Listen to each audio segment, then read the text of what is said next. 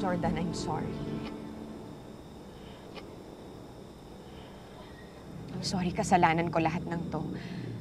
Kasalanan ko kung bakit nakapasok si Leon sa buhay natin. Kasalanan ko kung bakit tinatarget tayo nila Alakdan. Kasalanan ko kung bakit nakuha sa atin yung anak natin. I'm sorry talaga. Sobrang sorry. Christy.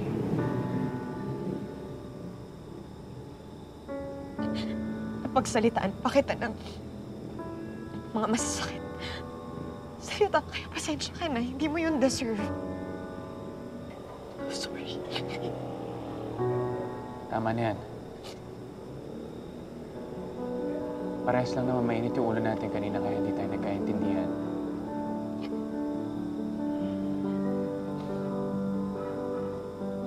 Jordan, alam kong wala akong karapatan na humiling pa sa'yo pagkatapos ng nangyari kay Tori. Pero please, Jordan, magtiwala ka sa akin. Yun lang ang hinihingi ko ngayon. Magtiwala ka sa amin ni Leon. Magtiwala kasi alam namin at kilala namin kung paano mag-isip yan si Alakdan. At yun ang makakatulong sa atin ngayon. Ha? Hindi ko naman ito ipipilit kung hindi ako naniniwala na may liligtas natin si Tori.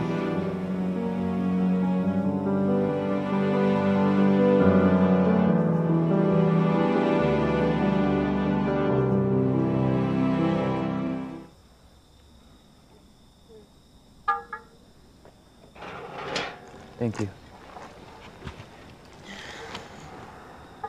I'm sorry kung inuna ko yung feelings ko kanina kaysa maging supportive sa'yo.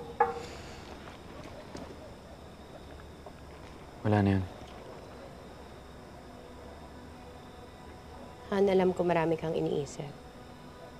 Pwede mo akong kausapin. I'm here to listen. Pumayag na ako sa gusto nila. Si Leon at Christy na ang bahala sa pagligtas sa anak ko.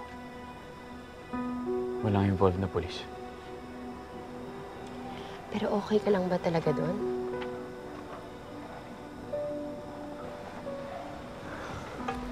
Para akong isang inutil. Na nakikinig lang sa gusto nila. Niwalan man lang ako magawa para maligtas si Tori. Well, kung ako yung tatanungin mo, medyo delikado nga yung plano nila Leon. Eh, paano kung hindi agad ibigay ng Alakdan si Tori? Mas makakabuting merong backup plan. Anong sinasabi mo? Tumawag ako ng polis? Ang sinasabi ko, ikaw pa rin ang tatay ni Tori. Kaya meron kang karapatan kung paano mo gusto i-save yung anak mo.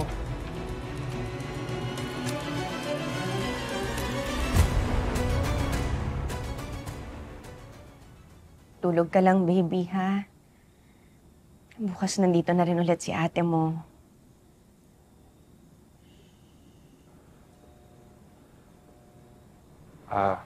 Pwede bang pumasok, Christy?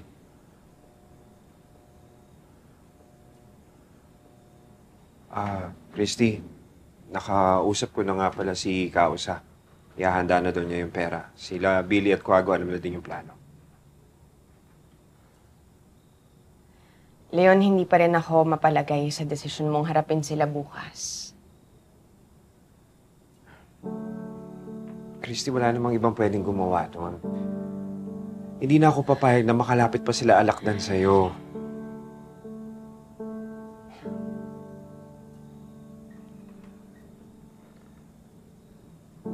Gusto lang sana akong hilingin sana na kung sakaling may mangyari sa Leon. Kung sakaling may mangyari sa akin, ikaw nang bahala kay Jeremy at kay Billy. Alam ko namang hindi mo sila pababayaan.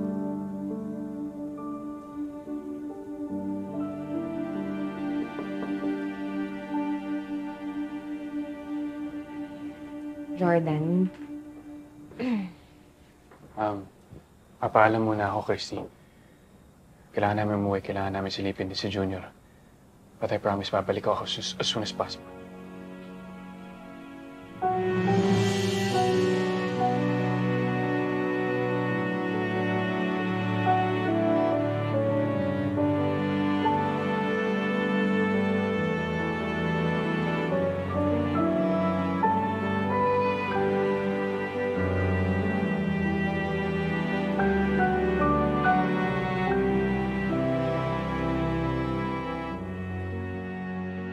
Sir, ang sabi ni Leon, dadalhin daw niya yung pera sa San Lorenzo Park ng hapon bukas. Doon niya kikitain yung alakdan.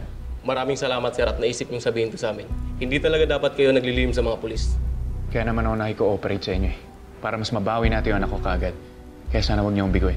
Makakaasa ka, sir. Gagawin namin ang lahat para mahanap ang anak niyo. Salamat ah. Tayo, sir. Tuloy na ako, sir. Tol, alam mo, hindi ako sigurado dun sa ginawa mo ah. Dapat sinabi mo kay Christy na in-involve mo yung mga polis dito. Eh, ayaw nga nila makinig kay Jordan. Pinipilit nila yung plano nila. Eh, siya mas kilala daw nila yung talasag eh. O tapos kapag pumalpak yung plano nila, edi lalong hindi nakuha si Tori. Tama lang tong ginagawa ni Jordan. Thank you, Shai. Ikaw lang naman talaga nakakaintindi sa akin.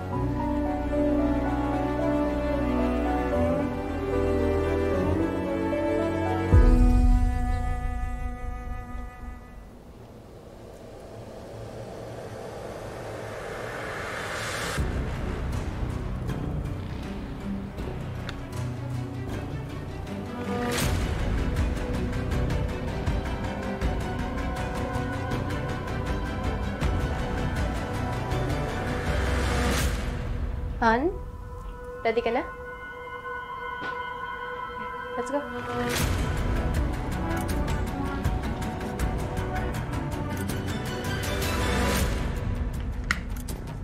Kompleto na yan. Salamat, Kausa. Nag-usap na rin kami ni Billy. Siya ang aalalay kay Calion. Mauuna ako para tingnan yung lugar ng pagtatagpuan niyo ni Alakdan. Maraming salamat sa inyong lahat. Hinusgahan ko kayo noon at hindi ako naging bukas sa inyo. Pero ngayon nakikita ko na handa kayong sumuong sa panganib para iligtas ang apo ko. Wala ho yun. Ang mahalaga, magkatulungan tayo para mabawi natin si Tony. Salamat sa inyo. Salamat. Kami ni Billy at Kuago ang aalis. May iwan kayong dalawa dito. Ano? Leon, hindi. Sasama din ako. Eh, hindi naman ako kailangan magpakita kay Alakdan eh. Pwedeng backup mo lang ako. Pwede yun. Di ba? Hindi na kailangan, Christy. Ako ang sasama sa kanila. Hantay ka sandali lang, wala sa usapan natin yan. Makinig ka sa akin, sobrang delikado ng mga taong yun. Hindi niyo rin naman ako mapipigilan eh.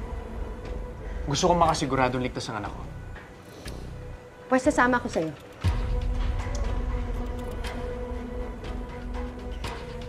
O di sige. Sige, lahat na lang tayo sumama, ha? Pero hindi ako magpapaiwan dito. Christy, mas kailangan ka ng nanay mo dito at ng anak natin. Kayo ni Kausa ang tumao dito. Saka hindi natin alam ang mga plano ni Alakdan. Kailangan isipin natin lahat ng posibilidad na pwedeng mangyari. Anak, mas mapapanatag ang loob ko kung nandito ka sa tabi ko.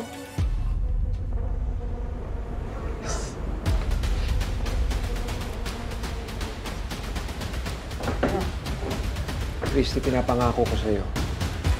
Ibabalik ko sa'yo si Tony.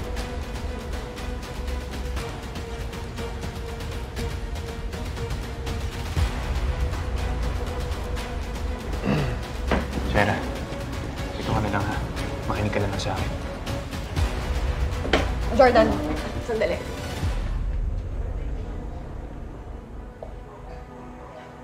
Jordan, ipangako mo sa akin na ililigtas mo si Tori. Pangako mo na mababalik mo sa akin yung anak natin.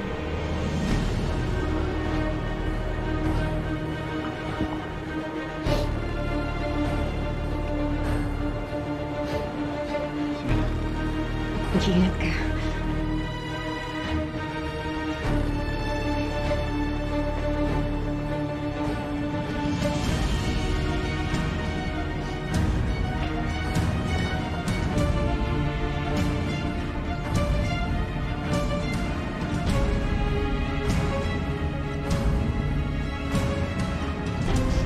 Kalma lang tayo.